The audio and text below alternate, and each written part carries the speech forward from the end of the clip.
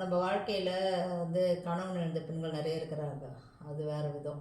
இப்போ 25 வயசில் ஒரு பெண் வந்து கணவன் இழந்துடுறாங்கன்னு வச்சுங்களேன். அவங்களுக்கு உடம்பு சரியில்லாத இருக்கலாம், இல்லை ஒரு ஆக்சிடெண்ட்டில் இறந்துருக்கலாம், அதனால் இறந்துடுறாங்க. அது வந்து கூட இருக்கிற பெண்கள்லாம் என்ன செய்வாங்க, ஐயோ நீ பழையபடியெலாம் இருக்காத, நீ வந்து இது போல் புடவெல்லாம் கட்டக்கூடாது அப்படின்லாம் அந்த பொண்ணை வந்து ரொம்ப சித்திரவதைப்படுத்துவாங்க.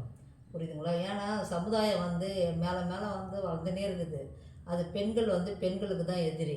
அதுபோல் சில இடத்துல பார்க்குறேன், அந்த பெண்கள் கணவன் இழந்த உடனே அந்த சாங்கியம் சம்பிரதாயம்லாம் பண்ணுறாங்க.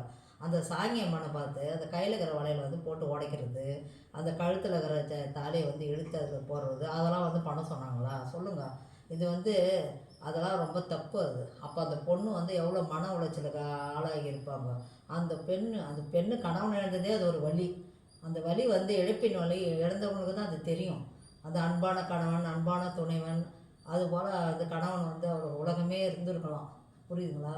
ஆனால் சில பெண்கள் வந்து அதை சுதாரிச்சுட்டு நீங்கள் என்ன செய்கிறது, நான் என்ன செய்கிறது அப்படின்னு அவங்க வந்து சமுதாயத்தில் வந்து தலை நிமிர்ந்து நடக்க ஆரம்பிச்சிடறாங்க. ஆனால் சில பெண்களை வந்து அந்த குடும்பத்தில் வந்து வந்து வாழ விடலை. சில பேர் அப்படி தான் இருக்கிறாங்க, இன்னும் அப்படி தான் இருக்கிறாங்க, மாறவே இல்லை.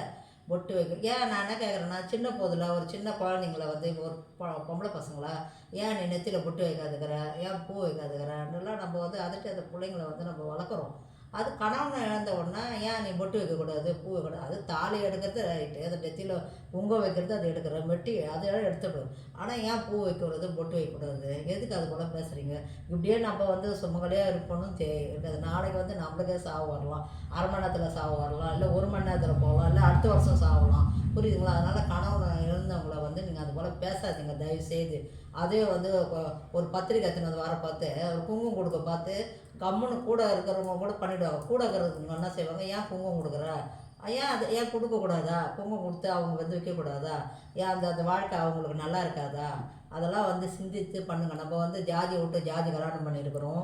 அதே போல் கோத்திரம் மாற்றி கோத்திரம் கல்யாணம் பண்ணிக்கிறோம். நம்ம ஒரு பெண் எடுக்கிறோம், மதம் விட்டு மதம் மாறி இருக்கிறோம். இப்படிலாம் காலகட்டம் வந்து நம்ம ஒரு உலகத்தில் நடக்க பார்த்து இது வந்து கணவன் இந்த மனைவியை ஏன் நீங்கள் அதே போல் மனைவி எழுந்துடுறாரு ஒரு கணவன், அவருக்கு அந்த தண்டனை நீங்கள் கொடுக்குறீங்களா? இல்லை, அவர் குங்குமம் வச்சுக்கலாம், அவர் வந்து எல்லாமே சில ஆண்களை மட்டும்தான் நான் சொல்கிறேன், நான் எல்லாரையும் நான் சொல்லலை.